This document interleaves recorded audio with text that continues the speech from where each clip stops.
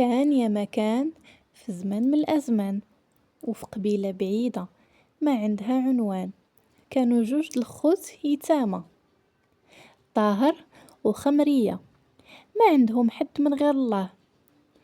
من بعد الموت ديال والديهم خلاوهم وحيدين وبقاو حاطين الراس على الراس، ودات شل عوام وكبروا ولاو شبان.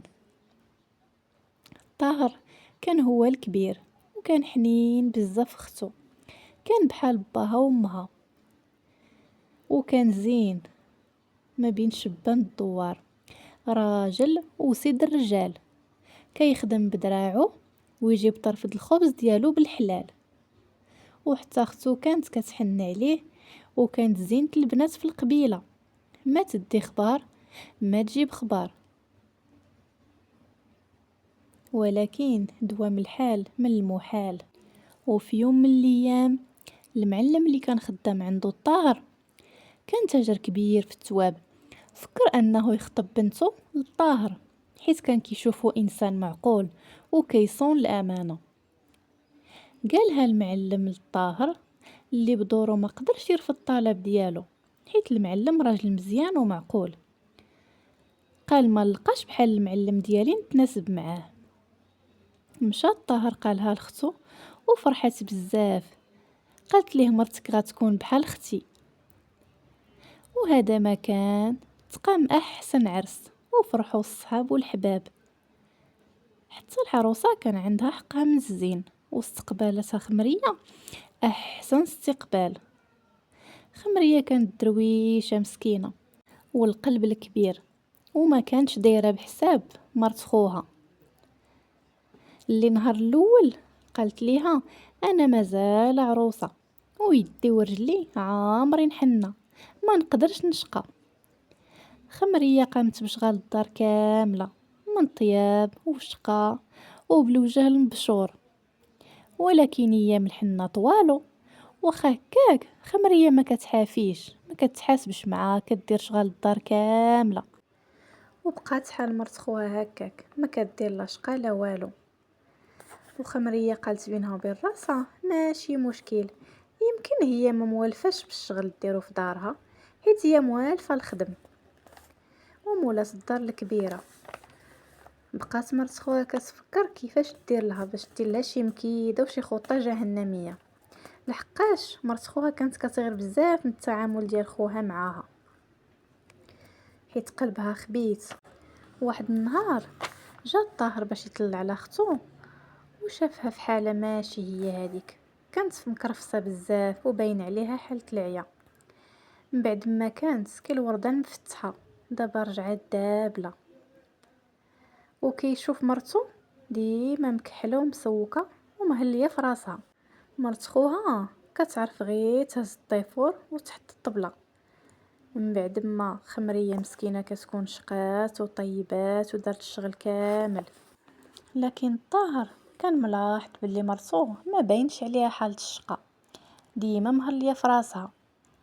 طاهر احتار في امره، وفي ليله من الليالي مشى عند اختو سول على حالها وقال ليها اختي خمريه حالك تغير عليا، شتك ماشي هي هذيك. قلت زعما المراه كاينه تهز معاك الحمل، صعب ليا مرتي زادت عليك الحمل. ردات عليه اختو وقالت لا لا خويا، انا ومرتك دايرين النوبه ما تظلمهاش، غير انا عيانه وصافي. واحد شويه تقول ليه اخويا تمنيت لك نشوف عندك شي وليد ولا بنيه. في هاد اللحظه سيادي كانت مرتو فايقه وكتصنت عليهم، وما طاحت في ودنيها غير كلمه بغيت نشوف ليك شي وليد ولا بنيه. ايوا يا سيادي، بدات كتفصل وتخيط من راسها، وردات خمريه باللي راه باغا تجوجو حيت طاهر ومرتو دازت عليهم عامين ومازال ما عندهم وليدات. وبقات مرتو من داك النهار وهي كتفكر بشي حيله حايله لختو. دازت الايام والطاهر مشى سافر، ومره صفرو كيطوال. بقات كتخمم، قالت غادي نديرها صاحبتي. وفعلا خمرية تاقت بيها وكتضحك معاها وكيتعاودوا. واحد النهار مشات خمرية طلعت كتنعس فواحد البيت جهة السطح، ومرت خوها كتلبس السلهام وكتطلع بالليل مع الاذان ديال العشاء. كل ليله كتلبس داك السلهام وكتطلع، غير كتشوف الامام طلع للصومعه وكتلبس داك السلهام وتبان بحال الراجل. واحد اللحظه شافتها خمريه وهي تقول ليها: شنو داكشي كديري؟ جاوبتها قالت لها: غير شفتك مهمومه وقلت نفوج عليك شي شويه. وبدات كتضحك. دازت الايام ورجعت طاهر للدار، وهي تقول ليه مرتو: بغيت نقول لك شي كلام، ولكن هذا كلام ماشي عادي. قال ليها: مالك ياك لاباس؟ ايوا هضري خلاص، راكي طيحتي لي الماء في الركابي. قالت ليها: سيدي ملي كنتي مسافر اختك كنت كنشوف عليها شي حاجه ماشي هي هذيك. كان واحد السيد كينقز من السطح ويدخل عندها للبيت، وانا نقول ليها: حشومه هادشي اللي كديري، ولكن ما داتهاش في كلامي ودارت فيا. قالت لي: اللي في جهدك ديريه. ملي سمع خوها هاد الكلام حس بالدنيا دارت بيه ورجليه خواو بيه. شافتو مرتو في ديك الحاله وقالت ليه: بسم الله عليك، ولا ما تيقتينيش سول فقيه الجامع. قال ليها: واش عارفه راسك اش كتقولي؟ فعلا مشى باش يحيد الشك وسول في الفقيه. مشى صلى العشاء وتسنى الناس تخرجوا من الجامع، وهو يسول الفقيه. قال له: السلام عليكم السي الفقيه. جاوبوا الفقيه قال له: وعليكم السلام. قال ليه: بغيت نسولك على شي حاجه وجاوبني عافاك. قال الطاهر للفقيه: فاش كنت مسافر واش كنتي كتشوف شي حاجه؟ قال ليه الفقيه: اش غنقول لك السي الطاهر، شفت ما هي مره ما هي جوج. قال ليه: واش عرفتيه شفتيه في وجهه؟ قال ليه: لا ما حققتش، غير شفت داك المنظر وانا نقول استغفر الله ودورت وجهي. رجع الطاهر للدار والعافيه شاعله في قلبه. دخل للدار وسد عليه. سولاتو مرتو، قالت له: مالك الطاهر؟ قال ليها: راني سولت الفقيه وقال لي اش كاين، راه عقلي حبس، بغيت ندفن هاد العار بيديا. قالت له: عرفتي شنو غنديرو؟ غادي تمشي تحفر مور الدار جهه الجرده، غتحفر واحد الحفره كبيره ولوح فيها اختك، لا عين شافت لا قلب وجع. مشاو كيحفروا. واحد اللحظه جات اختو وهي تسمع داك الكلام كتقول ليه: كبر الحفره غرقها باش تكفيها. سمعت خمريه داك الكلام وتصدمات. مشات هربت من السطح للجيران وهي تقول لواحد المراه: عافاك عتقيني، خويا ومرتو شنو بغاو يديروا ليا، بغاو يقتلوني ويدفنوني. جاوبتها المراه وقالت: انا بنتي ما قد على صداع، ولا جا خوك بغا يديك غادي نقول ليه راكي هنايا.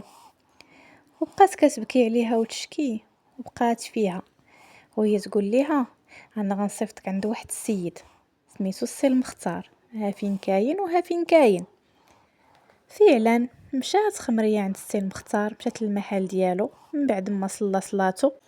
خمريه غير شافت السي المختار وهي ترمى قدامه وقالت ليه: ها العرس السي المختار، لا ما ديرني في حمايتك، ذنبي في رقبتك حتى الغدا قدام الله. قال ليها: مالك لاله؟ وهي تعاود ليه الحكايه كامله ديال خوها ومرته. بقات فيه وداها لدارو. قال ليها: نعتي لي فين جات داركم. نعتات ليه فين جات وداها عند مو خواتاتو ووصاها عليهم. مشى السي المختار قصد الدار ديال الطاهر، دق عليه الباب وحليه الطاهر، لقاه عامر بالغبره والتراب وباين عليه غضبان. هو يقول للضيف: مرحبا السي المختار، تفضل، نهار كبير هذا. طاهر كان عارف باللي المختار تاجر كبير ومعروف من القريب والبعيد، هما معروفين من هذا شحال بالتجارة والعلم. طاهر نفض حالته ورحب بالضيف. قال ليه المختار جيت خاطب. جاوبو قال ليه ولكن انا ما عندي مرا بمقامكم. جاوبو السي المختار وقال ليه بلا كترت الكلام، انا جيت طالب يد اختك، هي دابا مع امي وخواتاتي، معززه مكرمه. خوها ملي سمع الخبار بقى مصدوم، ما عرف يفرح ولا اش يدير، بقى ساكت وساهي.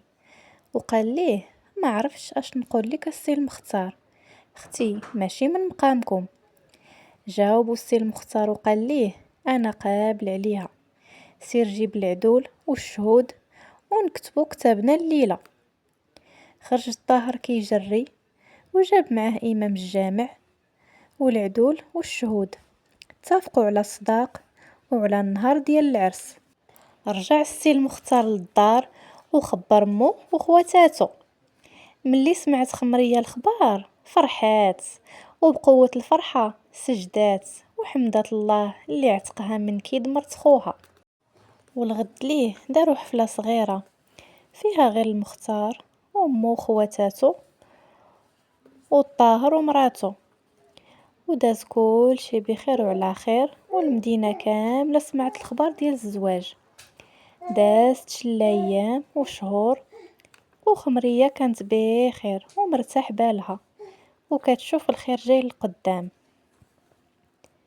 واحد النهار جا المختار يطلع على مو خواتاتو، حيت هو عايش بوحدو، هو تزوج بخمرية غير باش ينقذها من مرت خوها. واحد النهار جاي يطلع على مو خواتاتو وبانت ليه خمرية ما عرفهاش، حيت ولات كي الوردة المفتحة من بعد ما بالها ولا هاني. جا المختار عند مو ويسولها على ديك البنت، قال لها واش عندكم شي ضيف؟ قالت له لا، هذيك مرتك. فسمعها المختار ما صدقش، لحقاش الحالة اللي كان شاف فيها خمرية اول مرة كانت مكرفصة، كانت مسكينة دابلة التمارة والتكرفيس. دابا ولات كي الوردة المفتحة، بعد ما شافها عجباتو وخلاها مرتو، وعاش خمرية والمختار في الخير والهنا، وولدو شلا صبيان وبنات. ودازت شلا ايام وشهور، والطاهر عرف الحقيقة ديال مرتو باللي كذبات على اختو. هددها باش انه يتفارق معاها وبقات كتطلب فيه. قال لها الا بغيتي نسمح ليك غادي تمشي قدام اختي وعائلة راجلها والدوار كامل تقولوا الحقيقة.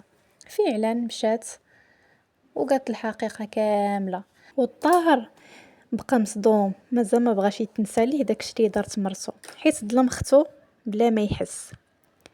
واحد النهار جا قال ليها انا غادي نتزوج عليك وغنجيب مرا زينه لاله العيالات ونولد معاها وليدات.